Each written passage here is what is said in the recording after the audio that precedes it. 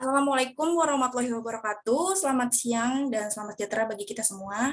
Yang pertama kepada yang terhormat Kak Aurel selaku asisten dosen mata kuliah retorika dan serta teman-teman yang berbahagia. Pertama-tama marilah kita panjatkan syukur pada Allah Subhanahu wa taala yang telah memberi kita banyak nikmat sehingga kita dapat berkumpul dalam rangka mencari ilmu dan mencari informasi lebih dalam di pada debat kali ini.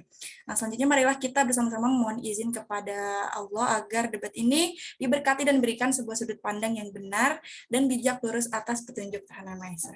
Sebelum dimulainya acara ini, izinkan saya memperkenalkan diri. Nama saya Friska Aurelia. Saya sebagai moderator pada debat kali ini yang akan membahas tentang penghapusan jurusan IPA IPS bahasa di sekolah menengah atas dari kurikulum Merdeka atau kurikulum prototype.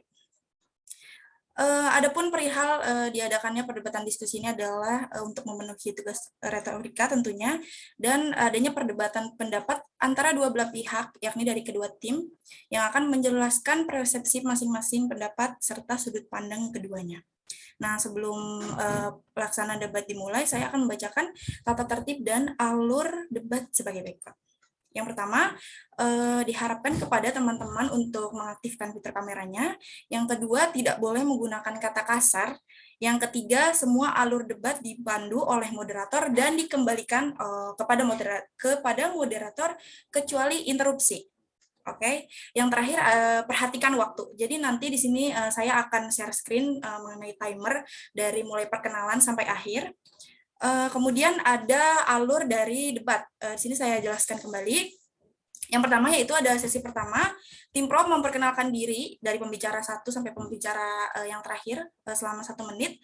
Yang kedua, tim kontra juga memperkenalkan diri. Yang ketiga ada penyampaian topik atau opening argumen dari setiap tim, dari pembicara 1 dan pembicara 2. Masing-masing pembicara diberi waktu 5 menit, total jadi 10 menit. Ketika penyampaian topik, tim lawan boleh menginterupsi sebanyak 2 kali. Jadi ditolak ataupun diterima hanya 2 kali. Oke?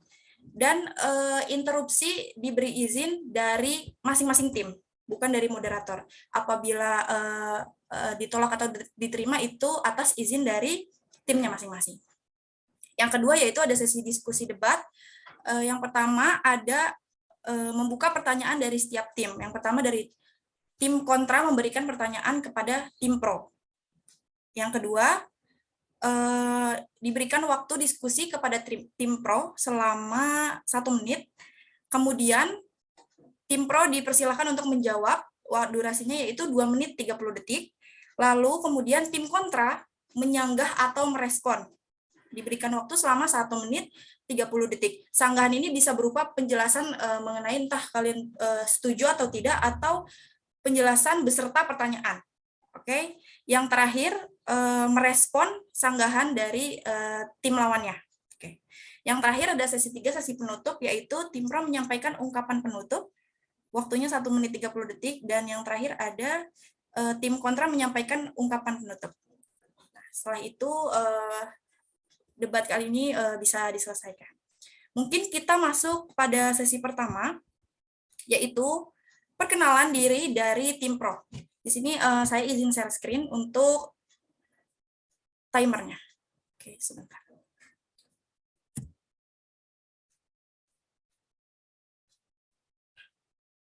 Baik, mohon maaf Nala, apa udah bantu untuk record? Sudah. Ya. Untuk timernya agak dikecilin aja ya, biar kitanya kelihatan semua. Oke. Ya, baik. Yang pertama yaitu perkenalan dari tim pro. Apakah tim pro sudah siap? Siap. Siap. Oke, baik. Tim pro dipersilakan untuk berkenalan. Dimulai dari sekarang. Bismillahirrahmanirrahim. Baik, Assalamualaikum warahmatullahi wabarakatuh. Saya Abel Syifa Ghazala. Saya hari ini berperan sebagai pembicara 1 yang akan mengutarakan tentang pengantar tentang penghapusan jurusan IPA IPS dan bahasa di SMA sesuai dengan yang kami dapatkan, yaitu dari tim pro. Terima kasih. Baik, perkenalkan nama saya Tiara Zisal Sabila. Di sini saya akan berperan sebagai pembicara 2 yang akan memberikan pernyataan terkait tema yang sudah ditetapkan. Baik, saya Gustian Hermawati sebagai pembicara 3, saya berada di tim Pro untuk tema yang sudah ditentukan. Baik, Assalamualaikum warahmatullahi wabarakatuh. Perkenalkan, nama saya Naila Wanita Jasmine, selaku tim Pro yang akan membahas topik tentang penghapusan jurusan IPA-IPS. Nama saya Syafa Kamila Artemevia, saya berada di tim Pro atau tim afirmasi terhadap mosi penghapusan penjurusan dalam kurikulum Merdeka. Perkenalkan, nama saya Siti Kaila Putri, saya berada di tim Pro dan saya pembicara. Oke, baik. Terima kasih kepada tim Pro. Mungkin karena tim Pro beranggotakan 6 orang, jadi butuh waktu yang lebih. Kemudian selanjutnya dipersilakan perkenalan kepada tim kontra. Silakan tim kontra dimulai dari sekarang. Assalamualaikum warahmatullahi wabarakatuh. Selamat siang semuanya. Izinkan kami memperkenalkan diri. Perkenalkan kami dari tim kontra dengan saya sendiri Nala Alfiana Nidawati sebagai pembicara pertama. Tetapi saya di sini tidak sendirian, saya mempunyai 4 rekan yang akan memperkuat argumen dari tim kontra yang menolak mosi pada perdebatan hari ini, yaitu penghapusan jurusan IPA-IPS di SMA.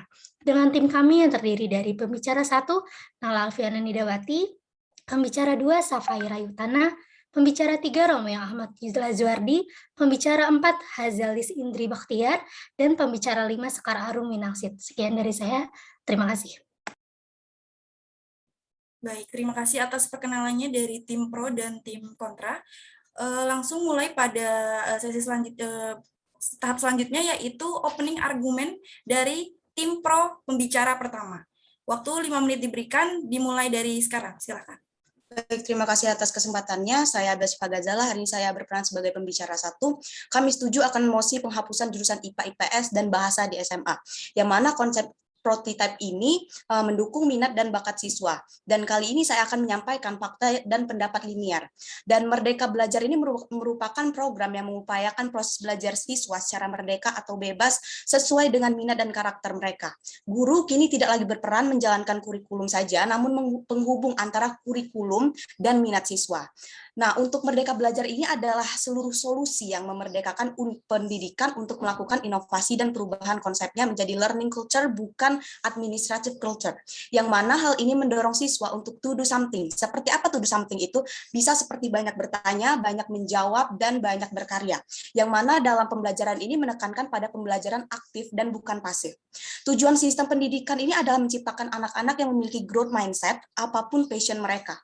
Merdeka Belajar akan memerdekakan unit pendidikan untuk melakukan inovasi dan perubahan learning culture, bukan administrative culture.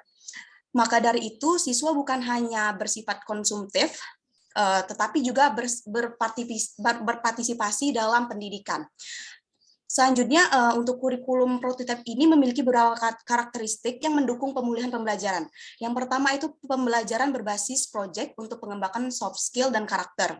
Yang kedua itu fokus pada esensial sehingga ada waktu cukup untuk pembelajaran yang mendalam bagi kompetensi dasar seperti literasi dan numerasi. Yang ketiga itu fleksibilitas bagi guru untuk menyampaikan pembelajaran yang sesuai dengan kemampuan murid. Selanjutnya, program perminatan atau penjurusan itu tidak diberlakukan bagi kelas 10 pelajar kelas 10. Dan untuk di kelas 11 dan kelas 12 bisa memilih kelompok mata pelajaran wajib seperti IPA, IPS, bahasa dan keterampilan vokasi sesuai minat bakat dan aspirasi pembelajaran berbasis proyek untuk penguat profil pelajar Pancasila dilakukan minimal 3 kali dalam 1 tahun ajaran. Rancangan ini sangatlah efektif untuk penentu jurusan ke depannya. Siswa dapat mengambil mata pelajaran yang relevan sesuai dengan minatnya ke depan, dan untuk jurusan yang relevan yang akan dituju di perkuliahan. Maka dari itu kami tim Pro dalam mosi penghapusan ekstra dan sosial di SMA ini setuju dengan penghapusan sistem jurusan IPA, IPS, dan bahasa di SMA. Terima kasih. Baik, terima kasih atas pemaparan yang cukup lengkap dari tim Pro, dari pembicara pertama. Untuk himbauan kepada teman-teman tim kontra, jangan lupa untuk mencatat bagi tim kontra atau tim Pro, untuk mencatat dan mempersiapkan alat tulis apabila nanti ada sanggahan atau pertanyaan yang akan diberikan oleh tim lawan ya. Oke, baik. Selanjutnya yaitu opening argumen dari pembicara kedua dari tim Pro. Kepada pembicara kedua dari tim Pro, dipersilakan. Baik, terima kasih. Di sini saya akan mencoba menguatkan pernyataan dari pembicara pertama. Ya, jadi kami setuju dengan adanya Merdeka Belajar. Merdeka Belajar merupakan program kebijakan Kementerian Pendidikan dan Kebudayaan, Riset dan Teknologi Republik Indonesia yang membuka akses yang luas untuk mendapatkan ilmu. Ini berarti bisa siapa saja menjadi guru dan siapa saja bisa belajar dari siapapun. Konsep kurikulum prototipe ini juga sudah banyak dipakai di negara-negara maju. Terdapat beberapa keunggulan kurikulum Merdeka. Pertama, lebih sederhana dan mendalam karena kurikulum ini akan fokus pada materi yang esensial dan pengembangan kompetensi peserta didik dapat pada fasenya. Kemudian, tenaga pendidik dan peserta didik akan lebih merdeka karena bagi peserta didik tidak ada program peminatan di SMA. Maka peserta didik dapat memilih sesuai minat, bakat, dan aspirasi. Merdeka Belajar bermakna memberikan kesempatan belajar secara bebas dan nyaman kepada siswa untuk belajar dengan tenang, santai, dan gembira tanpa stres dan tekanan. Dengan memperhatikan bakat alami yang mereka punya, tanpa memaksa karena mereka mempelajari atau menguasai satu bidang pengetahuan di luar hobi dan kemampuan. Dengan demikian, masing-masing dari mereka tumbuh dan berkembang sesuai potensi dan kemampuan. Konsep belajar prototipe ini harus dimaknai sebagai pemberian peluang bagi guru, sehingga berani mencoba berekspresi, bereksperimen, menjawab tantangan, serta berani berkolaborasi untuk berkontribusi dalam melahirkan pendidikan lebih baik dan bermakna. Terima kasih. Oke, baik. Terima kasih atas penguatan dari tim Pro. Selanjutnya kita beralih ke tim kontra untuk menyampaikan argumen, opening argumen, dilakukan oleh pembicara satu. Kepada pembicara satu dari tim kontra, waktu 5 menit, dipersilakan. Oke, baik. Saya Nala Alfiani Dawati dari pembicara satu tim kontra akan menyampaikan topik atau opening argumen dari tim kami, yaitu sudut pandang pendidikan, guru, dan siswa. Untuk sudut pandang pendidikan, bagi kubu kontra, sistem penghapusan jurusan ini kurang efektif jika dilihat dari keadaan masyarakat Indonesia sekarang, apalagi dengan kurangnya pedoman bagi peserta didik untuk memilih mata pelajaran yang sesuai dengan minat, bakat, atau cita-citanya. Dilansir dari Kumparan, Senin 27 Desember 2021, salah satu pakar pendidikan dari Persatuan Keluarga Besar Taman Siswa atau PKBTS, Darmaning Tias menyatakan bahwa dengan dibebaskannya para peserta didik untuk memilih mata pelajaran justru berpengaruh terhadap daya nalar mereka. Yang kedua ada dilansir dari buku harian Kompas, pakar pendidikan dari Persatuan Keluarga Besar Taman Siswa atau PKBTS, Ki Darmaning Tias mengatakan bahwa kurikulum prototipe yang dicanangkan oleh Kemendikbudristek bukan sesuatu yang signifikan. Kurikulum ini menurutnya tidak berbeda jauh dengan kurikulum 2013. Pasalnya, kurikulum 2013 sebenarnya sudah didesain supaya siswa bisa memilih mata pelajaran sesuai dengan yang diminati. Jika kita melihat ke belakang lagi, bahwa kurikulum baru ini hanya membuang-buang anggaran negara saja, dan juga sistem yang diberlakukan supaya apa? Jika hanya membuat Menteri Pendidikan terlihat bekerja saja, rasanya hal tersebut sangat tidak ada faedahnya. Kemudian penghapusan jurusan ini, jika para siswa diberikan kebebasan dalam memilih jurusan yang diminatinya, kemungkinan besar ada beberapa jurusan yang sepi peminat, seperti jurusan fisika, kimia, dan jurusan-jurusan yang berhubungan dengan ilmu alam lainnya. Terus dari sudut pandang siswa, masalah lain yang akan dihadapi adalah harus mendorong perguruan tinggi untuk mengubah syarat masuk. Apabila syarat masuk ke PTN ini tidak diubah, kurikulum prototipe jadi kurang diminati. Misalnya untuk masuk ke jurusan-jurusan STIM, Sains, Teknologi, Engineering, Mathematics, soal ujian yang diberikan mencakup konten matematika, fisika, kimia, biologi. Padahal dengan kurikulum prototipe, siswa kelas 11 bisa memilih matematika dan fisika saja tanpa biologi dan kimia. Hal ini menimbulkan kesulitan ya untuk bagi siswa ini, sehingga siswa ini memerlukan bimbingan belajar lagi. Sekian dari saya kembalikan kepada moderator. Baik, terima kasih kepada tim kontra atas penyampaiannya. Selanjutnya diberikan kepada pembicara 2 dari tim kontra untuk memperkuat pendapatnya atau argumennya. Kepada pembicara 2, waktu 5 menit dipersilakan. Baik, terima kasih. Saya Safei Ritkana dari pembicara 2 tim kontra akan menyampaikan topik atau opening argumen dari tim kami, yaitu dari sudut pandang psikologis dan ilmu sosial. Kemudian dari sudut pandang psikologis, dilihat dari umur, siswa-siswi SMA masih berada pada masa labil, masa-masa rentan stres dan depresi. Dan masa-masa remaja itu adalah masa eksplorasi diri juga. Pada masa ini juga, siswa harus ada arah dan bimbingan dari kedua orang tuanya untuk menunjukkan arah pilihannya. Seperti yang kita tahu, kita masuk dalam jurusan IPA, IPS, maupun bahasa, terdapat tes pemilihan jurusan. biasanya didahului dengan tes minat dan tes psikologi. Hal tersebut bertujuan untuk memberikan gambaran yang lebih jelas mengenai potensi yang dimiliki siswa agar dapat dimaksimalkan oleh siswa yang bersangkutan. Adanya faktor yang berasal dari dalam diri siswa, seperti potensi, minat, bakat yang dimiliki oleh siswa, sangat mempengaruhi pemilihan jurusan siswa. Karena sejauh ini, banyak siswa yang mengalami kendala dalam pemilihan jurusan yang disebabkan karena siswa belum mengetahui minat, bakat, dan potensi yang dimilikinya. Kemudian dilihat dari sudut sosial. Pelajaran IPA memberikan manfaat praktis untuk mengajarkan anak berpikir sistematis, analitik, dan kritis. Yang dikhawatirkan di sini adalah masyarakat kita ke depan makin mudah termakan hoax karena kurang berpikir kritis lagi. Apalagi jika kita mengingat masyarakat Indonesia tidak memiliki tradisi membaca yang panjang seperti di negara-negara maju. Pakar pendidikan dari Persatuan Keluarga Besar Taman Siswa atau PKBTS, Ki Darmaningtyas, mendorong supaya pemerintah tidak sekedar mengkopi konsep pendidikan yang ada di negara-negara lain, melainkan disesuaikan dengan kondisi masyarakat, karena masyarakat mengatakan bahwa akan terjadi ketimpangan pada beberapa mata pelajaran tertentu. Sekian dari saya kembalikan kepada moderator. Baik, terima kasih atas tim kontra telah menyampaikan argumennya. Tadi sudah kita lihat bahwa tim pro dan tim kontra sudah menyampaikan argumen yang masing-masing memiliki kekuatannya.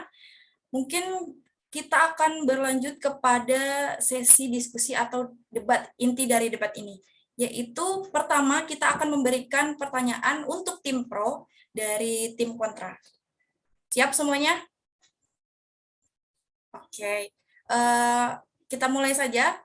Pertanyaan akan diberikan oleh tim kontra kepada tim pro. Kepada tim kontra dipersilakan waktu 1 menit.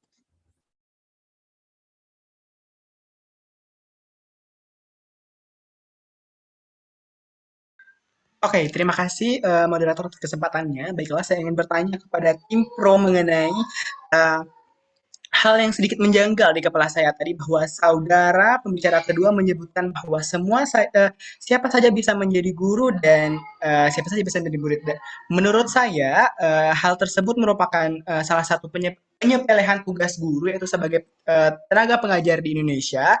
Dan menurut kalian, bagaimana pendapat kalian terhadap penyepelehan dari tugas guru yang telah kita tahu sejak lama merupakan tenaga pengajar. Segitu saja pertanyaan dari saya. Terima kasih. Saya kembalikan ke moderator. Baik, terima kasih pertanyaannya dari tim kontra. Untuk menjawab pertanyaan dari tim kontra, tim pro diberikan waktu 1 menit untuk berdiskusi terlebih dahulu. Kepada tim pro, waktu 1 menit untuk diskusi dipersilakan.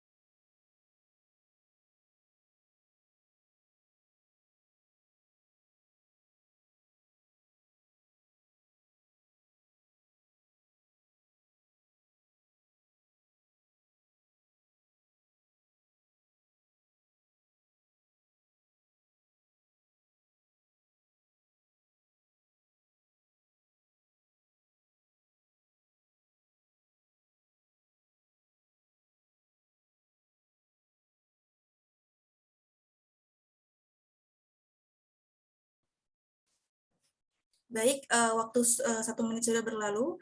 Kepada tim pro, dipersiapkan untuk jawabannya, karena waktu kalian hanya 2 menit 30 detik.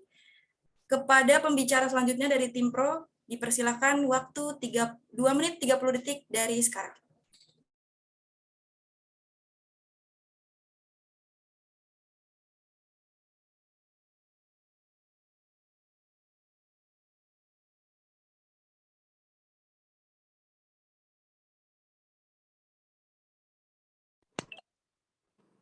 Oke, mungkin akan saya jawab.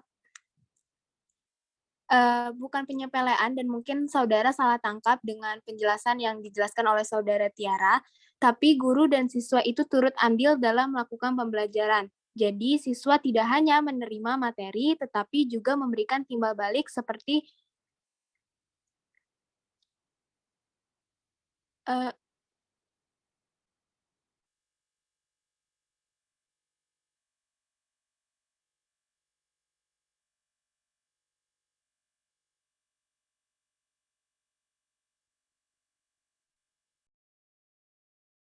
Ya, mungkin boleh dibantu temannya untuk menjawab pertanyaannya.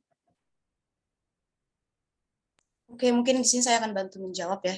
Jadi mungkin tadi saudara salah tangkap dan saya akan melanjutkan yang apa yang dijelaskan oleh Tiar tadi. Jadi Merdeka Belajar ini adalah seluruh solusi yang memerdekakan unit pendidikan untuk melakukan inovasi dan perubahannya menjadi learning culture bukan administrative culture. Yang mana tadi sudah ditekankan bahwa siswa itu ikut turut andil bersama guru dalam pembelajaran yang aktif dan bukan pasif. Hal ini membuat siswa itu menghasilkan sesuatu gitu, seperti memberikan pertanyaan, memberikan kolaborasi ke guru atau ke teman-teman yang lainnya, seperti itu. Baik, terima kasih atas jawabannya dari tim Pro. Mungkin selanjutnya yaitu ada tanggapan atau respon tim kontra terhadap jawaban tim Pro yang tadi sudah dijelaskan. Oke, kepada tim kontra, diberikan waktu 1 menit 30 detik untuk merespon jawaban dari tim Pro. Baik, kepada pembicara dari tim kontra, waktu 1 menit 30 detik dipersilakan.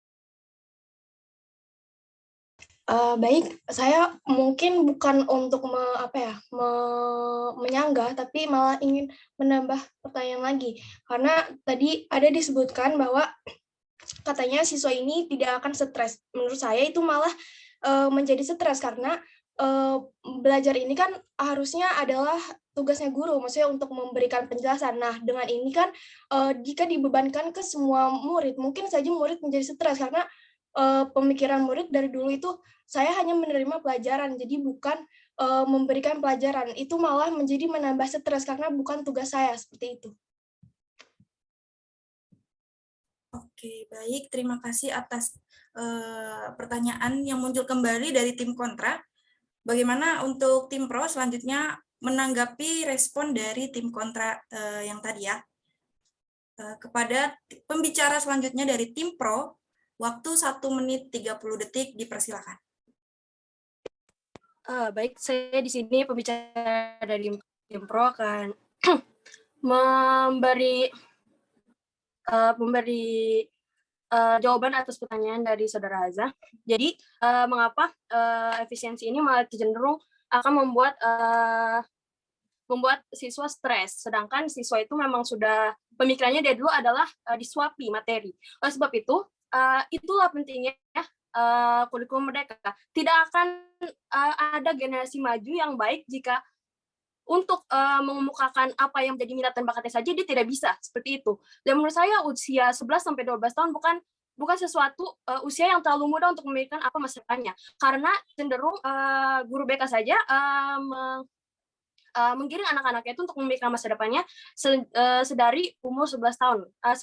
Sedari kelas 11. Sebab itu menurut saya jika mindset masih terus kepada siswa yang disuapi materi, dengan siswa tidak mencari tahu materi tersebut, tidak ikut serta dan bersifat pasif pada satu pembelajaran, itu tidak akan menjadi generasi yang maju menurut saya. Justru itu adalah memaksa setiap siswa untuk bergerak aktif pada minat dan bakat yang memang menurut mereka itu adalah jalan menuju masa depan mereka, seperti itu. Terima kasih.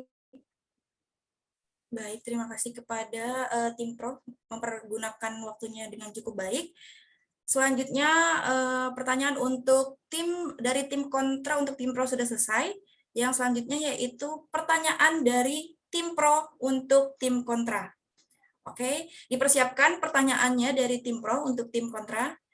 Kepada pembicara selanjutnya dari tim pro untuk menanyakan, waktu 1 menit dimulai dari sekarang.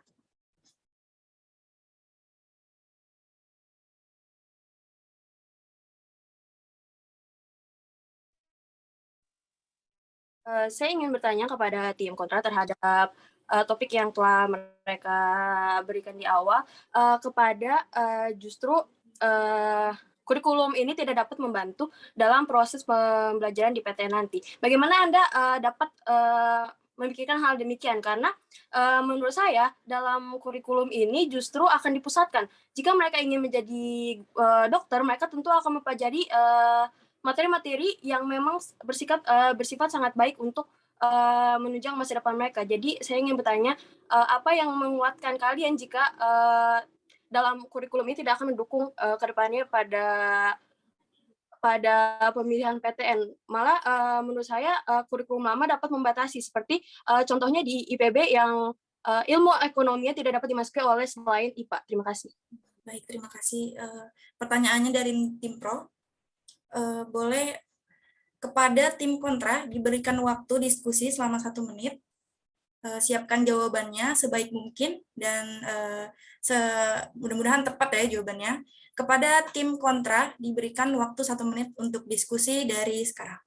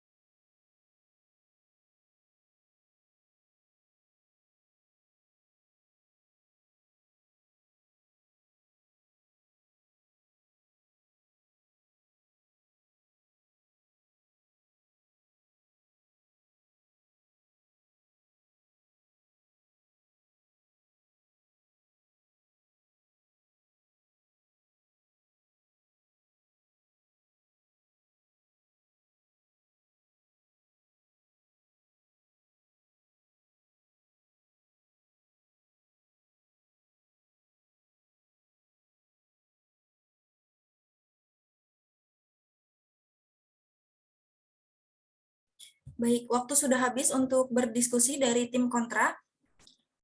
Selanjutnya, tim kontra menjawab pertanyaan dari tim pro. Kepada tim kontra, dipersilakan untuk menjawab pertanyaan. Waktu 2 menit 30 detik dimulai dari sekarang. Baik, mungkin ada kesalahpahaman ya. Saya bukan mengatakan kurikulum ini tidak akan membantu di PTN nanti, tapi saya mengatakan misalnya untuk masuk ke PTN nanti, jurusan-jurusan sains, teknologi, engineering, matematik itu soal ujiannya itu mencakup tentang matematika, fisika, kimia, dan biologi. Semuanya ini nanti masuk ke PTM itu. Padahal dengan kurikulum prototipe ini, siswa kelas 11 tuh bisa memilih nggak semuanya, tapi hanya memilih biologi dan kimia saja tanpa matematika dan fisika gitu.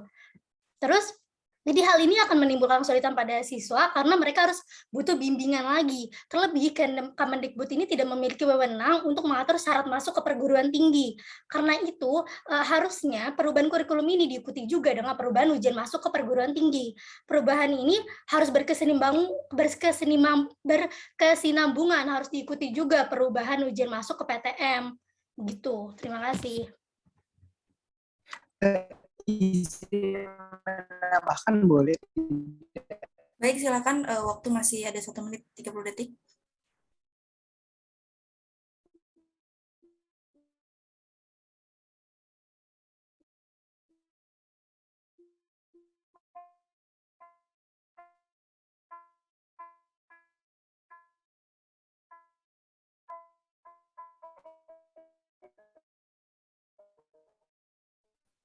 Mungkin Romeo terkendala jaringannya.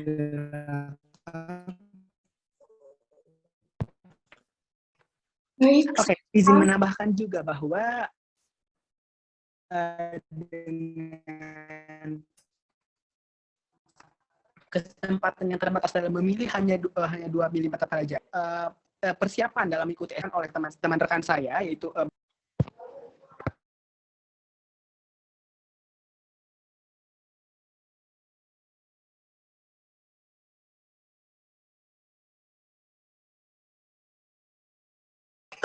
Baik, saya sekarang mau menambahkan karena tadi Romeo terputus-putus jaringannya.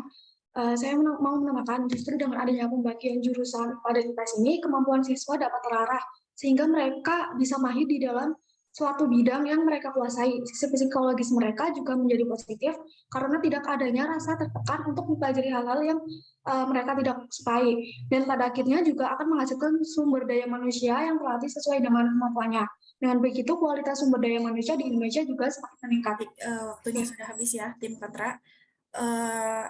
Memanfaatkan waktunya di detik-detik terakhir karena mungkin kendala jaringan dari tim kontra. Selanjutnya yaitu ada tahap tim pro merespon jawaban dari tim kontra yang telah disampaikan tadi. Mungkin mudah-mudahan semoga cukup tersampaikan dengan baik ya, dicerna dengan baik. Kepada tim pro, dipersilakan untuk merespon jawaban dari tim kontra. Waktu 1 menit 30 detik, dipersilakan.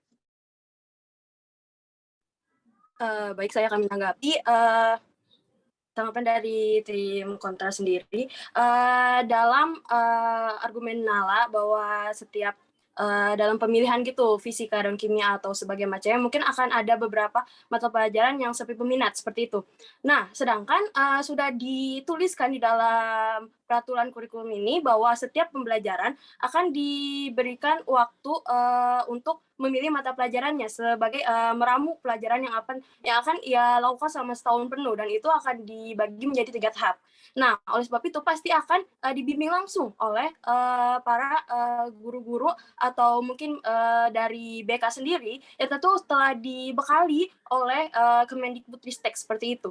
Dan menurut saya dalam setiap pembelajarannya tersendiri juga akan langsung diawasi oleh Kemendikbudristek, dilihat dari banyaknya rapat yang sering dilakukan hingga saat ini yang untuk memantau kurikulum Merdeka agar terus berjalan lancar dan juga berjalan seperti yang mereka rencanakan seperti itu. Mungkin sekian, ada yang ingin ditambahkan oleh tim pro? Izin menambahkan.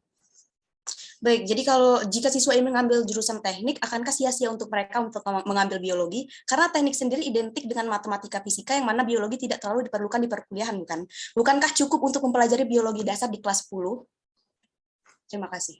Baik, terima kasih. Akhiran yang sangat bagus dari tim pro.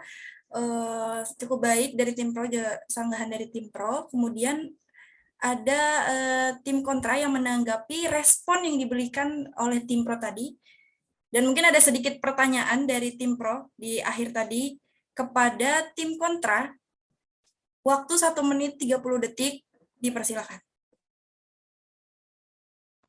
Iya, boleh. Terima kasih. Terima kasih atas kesempatannya moderator. Di sini saya akan menegaskan bahwa yang dikatakan oleh saudara-saudara tadi bukan meramu mata pelajarannya sendiri. Nah, bisa kita lihat di mana di usia anak pas SMA, pas sekolah menengah atas itu merupakan usia yang masih dibilang rentan untuk kritis dalam berpikir, di mana mereka memungkinkan hal yang tidak bisa mereka pikirkan, seperti mereka kebingungan dalam meramu mata pelajaran tersebut. Nah, hal tersebut berdampak juga bagi masa depan mereka, yaitu pada saat mereka memasuki perkuliahan, di mana setelah mereka salah pilih dalam dalam meramu tersebut, dalam peramuan mata pelajaran tersebut, itu akan berdampak pada dunia perkuliahan yang akan mereka tuju. Sekian dari saya, terima kasih. Baik, terima kasih atas tim kontra yang memanfaatkan waktunya dengan cukup baik. Selanjutnya, karena pertanyaan untuk tim kontra sudah selesai, kita masuk kepada sesi penutup, yaitu sesi akhir dari debat kali ini, yaitu ada ungkapan atau pendapat atau argumen penutup dari tim pro. Sudah dipersiapkan tim pro? Baik, waktu 1 menit 30 detik, dipersilakan.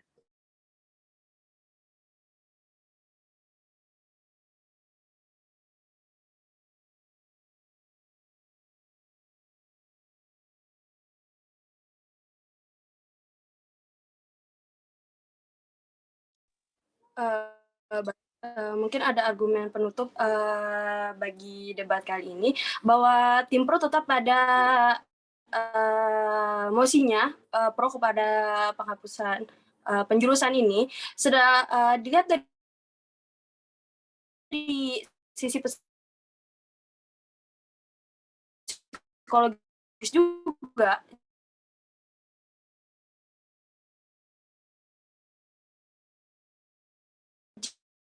Jika misalnya dalam kurikulum biasa yang belum tentu itu akan kurikulum kan, bukan tidak masalah psikologis di mana mereka tidak harus terbebani 12 mata pelajaran yang tidak tentu akan masa depan mereka akan menggunakan pelajaran tersebut atau tidak, seperti itu. Dan itu juga membangun generasi muda agar dapat memilih jalan masa depannya tanpa harus ada dalam koridor pembelajaran atau penjurusan yang bahkan pembelajarannya tidak tentu akan ia lakukan ke depannya, seperti itu. Dan juga akan meminimalisir rasa stres saat adanya ujian akhir namun mepet dengan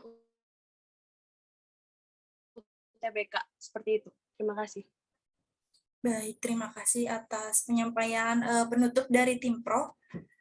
Digunakan waktunya sampai habis ya. Selanjutnya sesi terakhir kita yaitu argumen penutup dari tim kontra.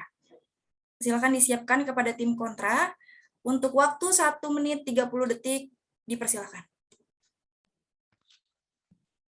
Oke, di sini saya Romeo Azwardi dari tim kontra sangat amat tidak setuju dengan mosi yang diberikan.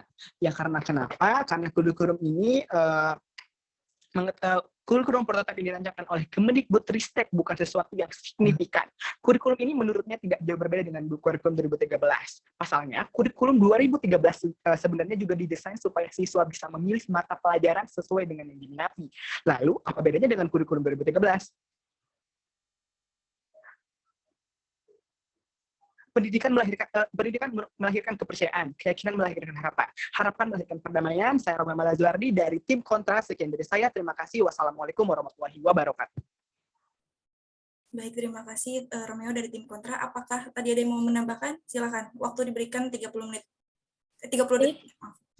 Baik, terima kasih. Saya izin menambahkan. Kemudian menurut saya hal ini justru menjadi salah satu penyebab mutu pendidikan Indonesia tidak kunjung membaik. Kenapa? Karena hal itu terbukti dari skor PISA Indonesia yang sampai sekarang berada di 10 besar terbawah di dunia. Kita punya kurikulum 2013, diganti lagi, dan diam-diam diimplementasikan di beberapa puluh ribu sekolah penggerak.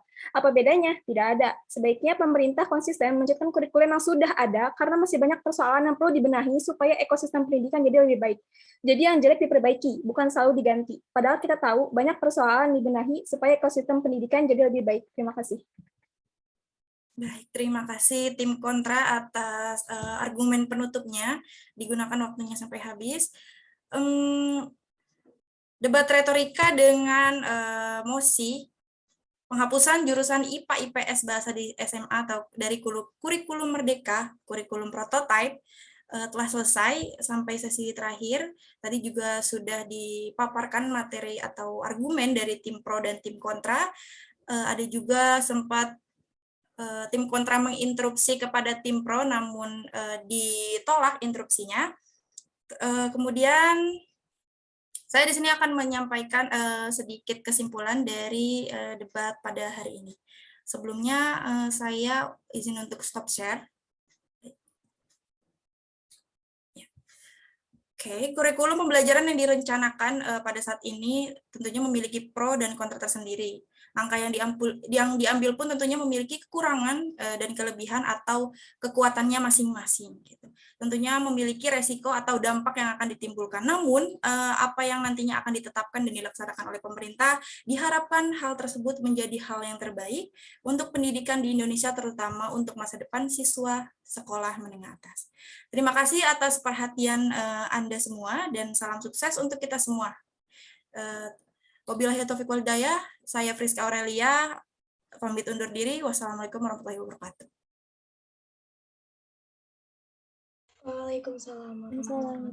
Waalaikumsalam.